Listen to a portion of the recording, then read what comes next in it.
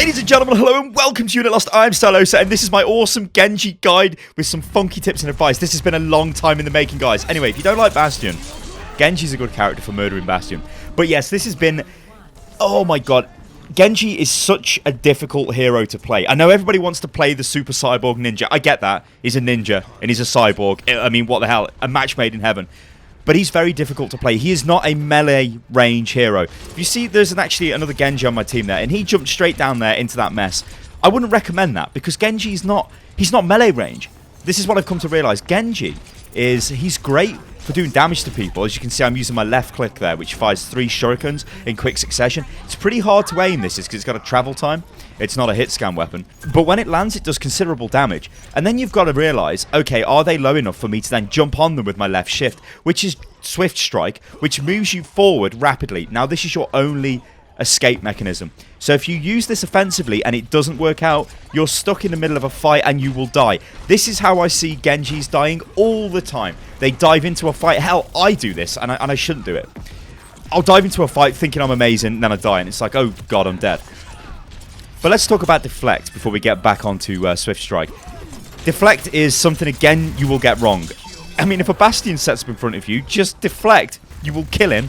Now, admittedly, this probably won't work on players as, you know, they get more experience in the game. But if you're having problems with with Bastion right now, then consider playing Genji to wipe him out, because it's pretty funny, provided he's not getting any support. So yeah, this idea of a balance, this is where I think my methodology for playing Genji is kind of how it's starting to shape, I think, because your Deflect, you have to know when to use it, but it's such a fast ability. It comes up only for a few seconds and then it's down.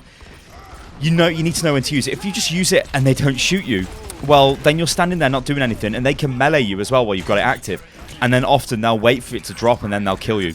So you almost have to bait people in and then use the Deflect. When you see me kill Pharah a little bit ago in this clip, just before I showed the Bastion, you could see I was waiting for the rocket and I pulled it up and I managed to pull it off. There's actually a very good example of this later on the second point, where Soldier fires his Helix rocket. Because I know I'll forget about this during this video, but I'm waiting for Soldier to fire his Helix rocket, because it's pointless deflecting his actual pulse rifle shots, and I deflect his rocket. Pretty good.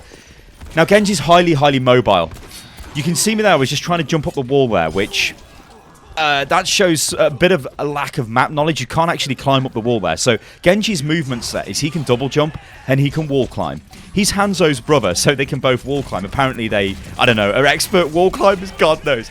But that's how you want to get around. You want to keep hugging the wall and jumping around. What you've just seen there is Dragon Blade, which is Genji's ultimate. Now, you'll see this a lot in play of the game. I mean, in fact, it's play of the game during this game. But it's all, again, about timing. It's fantastic if you get behind people like I just did and they don't expect it, their focus is not on you. You can jump in, start getting kills with it, start using Swift Strike, which, by the way, if you get an elimination with Swift Strike, it resets the timer on Swift Strike. So this goes back again to the whole idea of the balance. If you work somebody down from range with these Shuriken attacks and then you jump on them with Swift Strike and you eliminate them, Swift Strike comes back and then you can get out of the fight again. But this balance thing, I mean, if you get Deflect wrong, if you get Swift Strike wrong, then you die. So I want to talk about the Shuriken Attack, because it's got 2 different forms of attack. So your left click is 3 Shurikens thrown. You'll see me doing this pretty much all of the time. It's pinpoint accurate, but it's got a travel time. It's hard to aim. The right click fires 3 Shurikens out in a spread. Now, this can be actually really strong when used against people who are massive. So like Roadhog, it will do more damage to Roadhog, or more, let's say, it won't do more damage per se, because if you hit him with the 3 shurikens anyway from the left click, that's still going to do the same amount of damage as the right click. But it's easier to hit him, because it is actually really, really difficult to aim with Genji. It's phenomenally difficult. So using the right click sometimes can actually be almost an easier way of landing a few hits. I mean, you'll see me throughout this clip. I will chuck in a few right clicks and a few left clicks every now and again just to get that spread, because it almost is more of a chance of hitting. Because again, like, I think the way to play Genji is you want to work people down from range and then you want to go in and secure the kills and get out. You don't want to be running in there, diving on people and trying to take them out point blank. It's not going to work. Now, another thing you'll notice me doing in this video as well is I'm using the environment all the time. I'm jumping, I'm climbing up stuff. Even when times you could argue I don't actually need to be doing it. There, you see me use the right click there. You always need to do this with Genji, because Genji's mobility is his strongest asset. He is the most mobile hero. He's all over the place. People can say, yeah, Tracer's great. She can jump around real quick, and she can blink back. But Tracer is limited to one plane of movement. She cannot go up and down. She can just go backwards and forwards and to the side. I'm sure there's a fancy way of saying that. The Z-axis, the Y-axis, whatever. I'm not a mathematician. I can't even add up, ladies and gentlemen. Maybe I can, I don't know. But Genji is stupidly mobile, and you need to keep jumping around. You don't want to make yourself open for attack. You've only got 200 hit points. You're not that durable. If people start getting hits on you, they're going to take you out. So what I did here, right, I noticed Tracer was pretty weak, so I dived on her. Then I heard the, "I've got you in my sights," from Soldier 76, so I know that is a trigger to use my deflect. And you'll notice there are loads of different triggers, especially when you hear sound effects for ultimates going off. Soldiers is obviously the most, I guess, well, not the easiest one, but one you really need to think, oh god, I need to deflect right now, because it's auto-aim. And if you're out in the open and Soldier just unloads on you, you will die.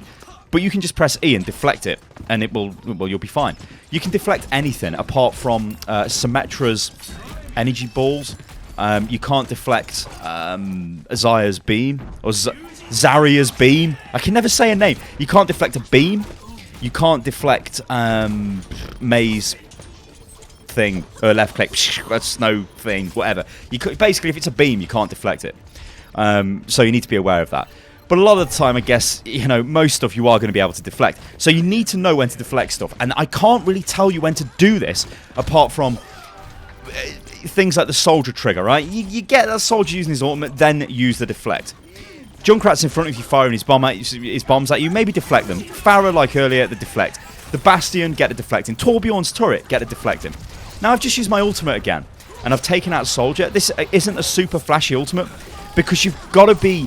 I think a lot of people go mental, and they get like super cyborg ninja blindness, or whatever you want to call it, where they pull the ultimate out, which whips the sword out, and it's the dream.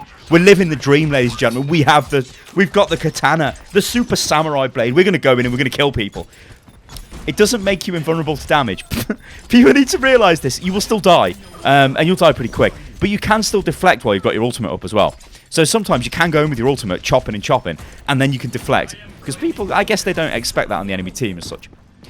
But the whole diving in and out of the combat is a thing you really, really, really need to pay attention to. That was the point where I deflected Soldier's Helix rocket, because I knew it was going to come. Now that shows a higher level of... It's not really understanding, it's just practice, and it's took hours and hours of practice to get to this point with Genji.